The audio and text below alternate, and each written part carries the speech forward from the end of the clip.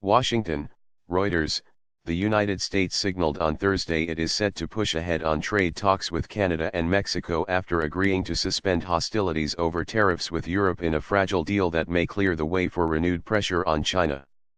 A surprise deal struck on Wednesday will see Washington suspend the imposition of any new tariffs on the European Union, including a proposed 25% levy on auto imports, and hold talks over tariffs on imports of European steel and aluminum.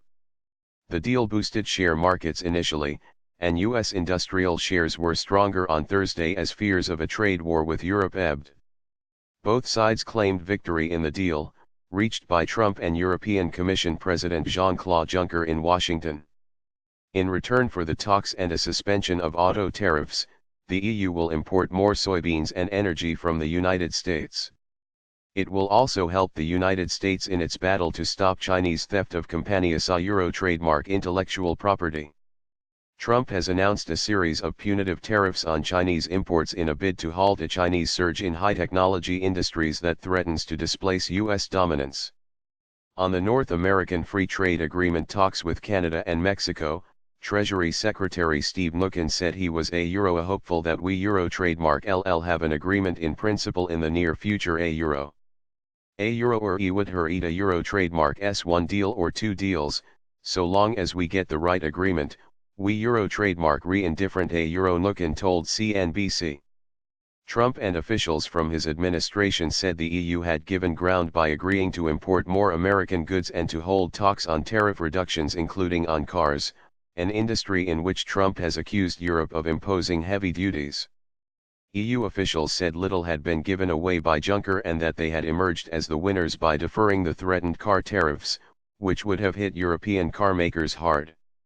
The deal was hailed by commentators in the United States and Europe for drawing back from an escalation in a trade war that had threatened to take the world back to the kind of protectionism not seen since the 1930s, although some cautioned the relief may be only temporary. French President Emmanuel Macron appeared to challenge the deal, saying on Thursday he would not discuss agriculture in talks with the United States. If it holds, the EU pact could allow both to focus on China, whose economic rise threatens both. Lawmakers in Washington on Thursday passed legislation to slow Chinese investment in U.S. companies. In Europe, alarm bells have been sounded over China Euro trademark's growing economic influence there. EU.s. And EU will be allied in the fight against China, which has broken the world trading system, in effect. Trump Euro trademark's economic advisor Larry Kudlow said. President Juncker made it very clear yesterday that he intended to help us, President Trump, on the China problem. Casualties in trade fight. Since taking office last year, Trump has implemented policies to restrict what he sees as unfair competition from other countries. He tore up an agreement to join a Pacific Trade Pact, has threatened to pull out of NAFTA, and imposed steel and aluminum tariffs aimed at China. In an effort to rein in China Euro trademark's high-tech industries that he charges have stolen intellectual property from American companies, Trump has ramped up his tariff threats from $50 billion of imports from China to $450 billion after China retaliated with its own duties on imports from the United States.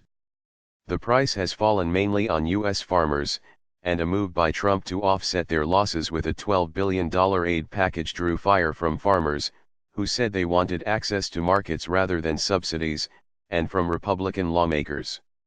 U.S. Trade Representative Robert Lighthizer, a veteran of trade negotiations from former President Ronald Reagan Euro trademark's administration in the 1980s, who is Trump Euro trademark's top trade official, told lawmakers in Washington that the United States could not afford to capitulate to China economically. I don't Euro trademark think a Euro trademark's a stupid fight. Lighthizer said of the trade battle with China in heated exchanges in the Senate. I don't Euro trademark know a single person that has read this report that thinks a Euro trademark's a stupid fight to say China should not be able to come in and steal the future of American industry. A more conciliatory tone emerged from Mnuchin, who told CNBC the United States was willing to reopen trade talks with China if Beijing was willing to make serious changes as he said the EU had indicated it was willing to do.